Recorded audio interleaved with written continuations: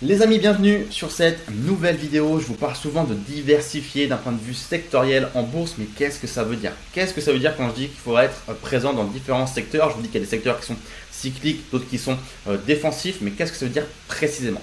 Donc je vais vous montrer sur mon ordinateur avec des petites images pour que ce soit très très simple, quels sont les 11 secteurs de l'économie afin que vous puissiez comprendre comment ça se passe une diversification sectorielle, comment on doit approcher la chose et comment on sait si une entreprise elle est dans tel secteur ou dans un autre. Donc tout d'abord, ce qu'il faut savoir, hop, je vais réduire un petit peu ma caméra comme ceci. Il faut savoir qu'il y a deux taxonomies. Malheureusement, les choses ne sont pas simples. Comme j'en parle dans mon livre La magie des dividendes, il y a deux taxonomies. Et moi, j'utilise la première. La première, c'est la Global Industry Classification Standard, la GICS, qui est développée par MSCI et Standard & Poor's. Elle recense 11 secteurs et c'est celle que j'utilise personnellement. Il faut savoir qu'il y en a une deuxième qui est développée cette fois-ci par le Dow Jones et le FTSE qui s'appelle la Industry Classification Benchmark ICB. Okay, et en fait, ce qui se passe, c'est que dans la GICS, on parle de 11 secteurs qu'on sous-divise en groupes, en industrie et en sous-industrie, alors que dans l'ICB, on commence par les industries, puis des super secteurs, secteurs et sous-secteurs. Donc, on peut se dire, mince, c'est bizarre. D'un côté, on parle de secteurs qu'on sous-divise en industrie et de l'autre, on parle d'industrie qu'on sous-divise en secteurs. Ça peut être compliqué, sachez quand même que la plus utilisée et celle que j'utilise, c'est la première, la GICS, où on recense 11 secteurs. Et très sincèrement, on ignore même quasiment systématiquement les groupes industriels, les industries, les sous-industries. Moi, je diversifie par secteur, je ne cherche pas à diversifier à tout prix, à l'extrême, par industrie et sous-industrie. Sinon, c'est un arrachage de cheveux qui est garanti. En investissant déjà par secteur, vous diversifiez déjà très très bien et naturellement, vous allez, en fait, sans même vous en rendre compte, diversifier dans différentes industries. Puisque si vous investissez par exemple dans un secteur, on va dire de la santé, dans la santé, il y a des industries et vous allez naturellement investir peut-être dans 2 ou 3 entreprises du secteur de la santé et donc dans 2 ou 3 industries différentes. Ok, donc l'idée à retenir en tout cas, c'est que de mon côté, j'investis par secteur et je ne me concentre pas sur les industries ici en se concentrant sur la GICS. Ok. Alors, je vais vous partager également la répartition de mon portefeuille par secteur. À l'heure où je fais cette vidéo, on peut voir ici ce petit diagramme magnifique où vous pouvez voir quels sont les pourcentages de détention de mon portefeuille par secteur. Et on va revenir ensuite sur ces différents secteurs. Donc là, on peut voir qu'il y a par exemple 17% de mon portefeuille qui est dans le secteur des biens de consommation courante, qu'il y en a 17,4% dans le secteur de la santé, un secteur que j'apprécie particulièrement. Seulement 1,9% dans le secteur de la technologie. Donc vous voyez, je suis très très peu investi dans les technologies en ce moment, etc. etc. Donc ça, c'est vraiment par curiosité. Vous pouvez regarder ça si vous voulez. Maintenant, ce qu'on va regarder, c'est les 11 secteurs. Puisque ici, si vous comptez, je pense que vous ne l'avez pas fait, mais si on compte, vous allez voir qu'il n'y a que 10 secteurs. Je suis représenté actuellement dans 10 secteurs sur les 11. Pourquoi? Parce que dans le 11e secteur, qui est celui des matériaux de base, je n'ai pas trouvé d'entreprise qui corresponde à mes critères d'investissement. Donc c'est pour ça qu'il n'est pas représenté. En étant déjà investi dans 10 secteurs de l'économie, je suis très très bien diversifié. Là, vous pouvez voir honnêtement que c'est un camembert qui est, je ne vais pas dire parfait parce qu'il n'y a rien qui est parfait, mais qui est très bien diversifié, où on voit qu'il n'y a pas de secteur qui est prépondérant, qui représente une trop grosse partie de ce camembert. J'aime bien ne pas dépasser 20 à 25% par secteur. Et là, on voit que la règle elle est respectée, puisque mon plus gros secteur, c'est la santé, 17,4%. Donc on est loin d'être à plus de 20-25%. Ok? Donc si on va sur le site ici de MSCI pour retrouver la classification GICS, on peut voir qu'on nous parle des 11 secteurs. Si on compte ici, il y a bien 11 secteurs. Et ici, on peut voir les 11 secteurs qui existent et on va les développer un petit peu ensemble. Je vais vous donner quelques infos sur ces 11 secteurs. Là, on peut voir qu'encore une fois, si on clique sur un secteur, on va pouvoir trouver les industries. Par exemple, si on clique sur l'énergie, là, il n'y a que l'industrie de l'énergie qui est représentée. Mais dans la santé, on peut voir tout ce qui est équipement, on va dire, autour de la santé et les services. Et ici, on peut voir tout ce qui est les valeurs pharmaceutiques, biotechnologie, etc. etc. Ok ? Mais on ne va pas se concentrer sur ce site-là. Je vais plutôt vous montrer de mon côté directement les différents secteurs. Pour ça, je vais prendre mon petit téléphone pour avoir les petites informations dont je voulais vous montrer. Et on va commencer directement par la première photo, puisque je vous ai illustré tout ça. Donc le premier secteur, je pense que vous l'avez deviné du coup, c'est le secteur de la santé, un secteur que j'apprécie particulièrement. Et donc dans ce secteur, qu'est-ce qu'on retrouve? On va retrouver tout ce qui est services de santé, produits pharmaceutiques, équipements de santé. Et j'aime bien ce secteur, pourquoi? Parce que crise ou pas crise, encore une fois, des entreprises, les gens en tout cas vont se soigner. Ils vont pas se dire non, c'est la crise, moi j'arrête de soigner mon cancer ou ma maladie chronique ou ceci ou cela. Non, quand on est malade, si on est malade, on fait tout pour se soigner, quitte à dépenser moins ailleurs. Mais c'est clairement pas un secteur dans lequel les gens ils vont rechigner parce que ils veulent recevoir des soins médicaux. S'ils ont besoin de soins médicaux, ils vont aller à l'hôpital s'il y a besoin, ils vont aller chez le médecin s'il y a besoin, etc. Donc ça, c'est le premier secteur, c'est le secteur de la santé. Le deuxième secteur, c'est le secteur de l'énergie. Donc là, je vous ai mis un cargo, un pétrolier, je pense que c'est. Donc ça concerne le secteur d'énergie. toutes les entreprises pétrolières, gazières, de charbon, ainsi que tous les équipements et les services énergétiques. Donc ce qui va se passer dans le secteur, c'est que les entreprises vont être directement impactées par le prix du pétrole et des autres matières premières. C'est un petit peu ça qui va dicter l'état de l'entreprise. Si le prix du pétrole il baisse, il y a de fortes chances pour que les entreprises de ce secteur elles baissent également et inversement. Donc il faut avoir ça en tête. Pour autant, le secteur d'énergie, c'est un secteur qui est bien connu pour avoir de très bons rendements, puisque il y a beaucoup d'argent et les rendements sont stables avec des dividendes généreux.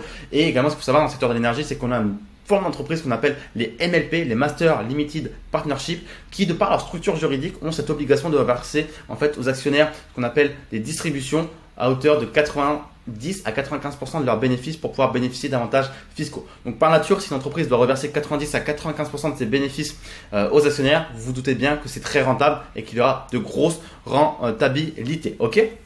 Donc ça c'est pour le secteur de l'énergie. Donc bien évidemment qui dit plus grosse rentabilité dit également plus de risques, parce que si l'entreprise elle verse 90 à 95% de ses bénéfices aux actionnaires, elle s'en garde que très peu pour elle. Donc ça veut dire que potentiellement elle va avoir recours à des financements pour continuer à financer sa croissance, etc. Donc potentiellement c'est une entreprise un petit peu plus risquée. Ok. Ensuite on a le secteur, vous le voyez ici, financier, où je vous ai mis une banque. Donc ça, c'est pas que les banques, c'est tout ce qui est également compagnie d'assurance, les fonds d'investissement, les sociétés immobilières, etc., etc.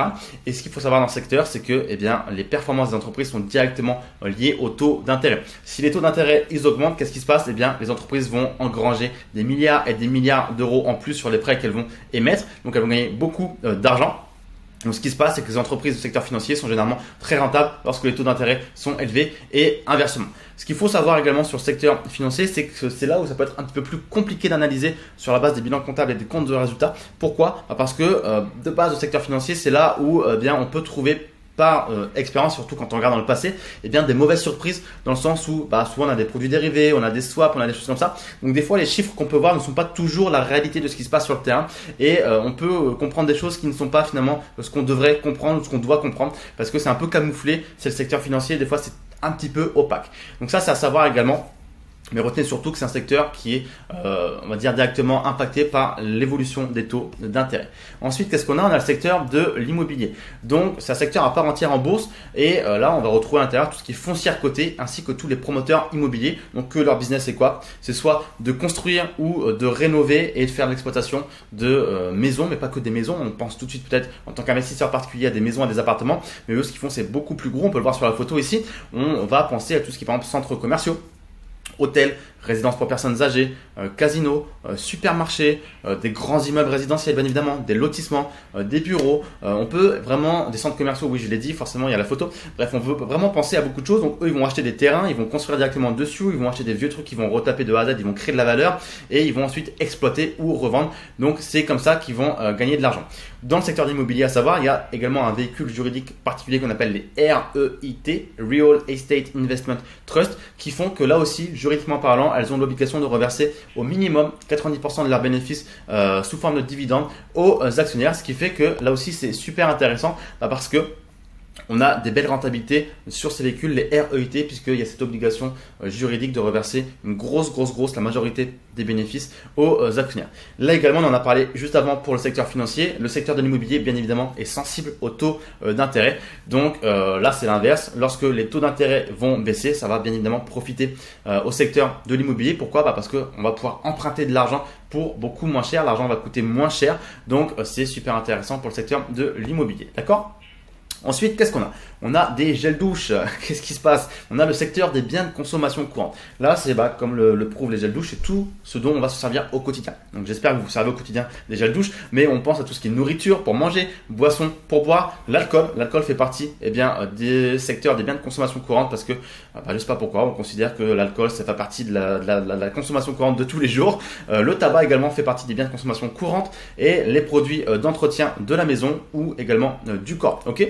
Donc, aux États-Unis, ce secteur, pour la petite anecdote, il s'appelle le Consumer Defensive. Defensive comme défense parce que c'est un secteur qui se défend très bien en période de crise, en période de récession. Pourquoi ? Parce que même s'il y a une crise économique, même si la conjoncture économique n'est pas bonne, les gens vont continuer de consommer ce type de produit parce qu'on va continuer de se laver, même si c'est la crise.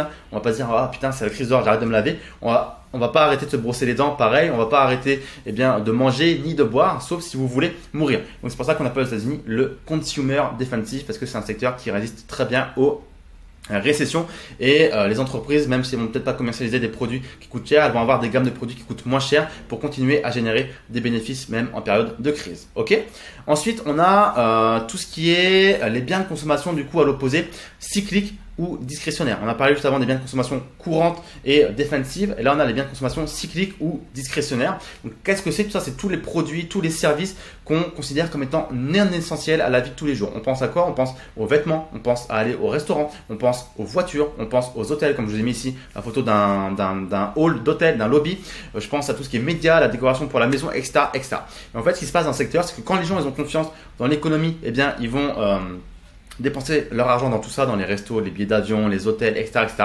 Et quand c'est l'inverse, quand l'économie ne se porte pas bien, la confiance elle est pas là. Donc les gens ils réalisent que tout ça c'est pas forcément nécessaire, que c'est un petit peu plus superflu, que c'est pas du tout un besoin primaire comme boire, manger, se laver. Et donc ils vont moins dépenser dans ces secteurs et donc ils vont moins bien se porter. D'accord? Ensuite on a le secteur de la technologie. Donc là, je vous ai mis une photo de semi-conducteurs. Dans le secteur de la technologie, qu'est-ce qu'on retrouve? On va retrouver toutes les entreprises de logiciels, d'activités Internet, toutes les entreprises qui produisent justement du matériel électronique, des semi-conducteurs, des ordinateurs, des téléphones, etc. etc.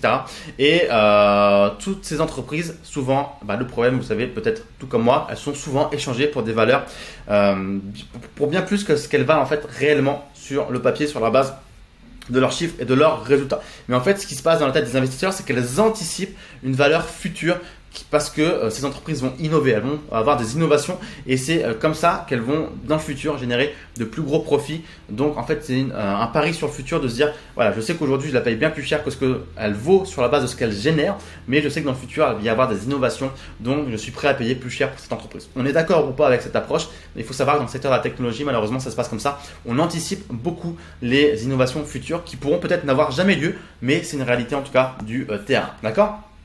Ensuite, en secteur numéro 8, on a tout ce qui est télécommunications.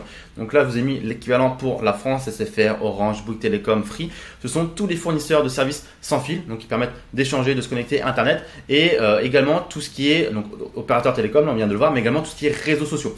Donc ce qui est bien pour ces entreprises de ce secteur des télécommunications, c'est qu'elles ont des gros revenus passifs par la vente des abonnements. Pensez à SFR, Orange, les abonnements téléphoniques, les box Internet, c'est très passif pour les télécoms parce que une fois qu'on a un abonnement pour le téléphone ou pour la box à la maison, on le garde des années généralement, sauf si on veut changer d'opérateur. Mais voilà, l'idée c'est que c'est des très gros revenus récurrents. Et pareil pour les réseaux sociaux qui vont gagner de très gros revenus principalement via la publicité. Là on parle de milliards également de dollars ou d'euros. Donc c'est également de très gros revenus. Donc là c'est un des avantages de la télécommunication, revenus récurrents. Donc du coup prévisible, revenus prévisibles, marge prévisible, bénéfices prévisibles, dividendes prévisibles pour nous en tant qu'actionnaires. Ensuite on a le secteur industriel, un secteur que j'affectionne pas particulièrement. C'est tout le secteur qui concerne la défense, l'aérospatiale, les compagnies aériennes. Donc là, on va retrouver tout ce qui est notamment armement, les entreprises qui vont développer des sous-marins, des choses nucléaires, des tanks, des armes, des avions, des rafales, des choses comme ça. Donc là, c'est simple, c'est les gouvernements qui sont derrière. Donc si les budgets de la défense dans les différents pays de ces entreprises sont bons, ça va bien se passer. Les gouvernements vont donner des contrats. Ils vont se dire, voilà, il nous faut tant d'avions, il nous faut tant de sous-marins. Ils vont donner les contrats. Par contre, si la conjoncture économique du pays ou du monde, elle est pas bonne, là, ça va un petit peu moins se passer parce qu'on va réduire les carnets de commandes. Ils vont avoir moins de commandes.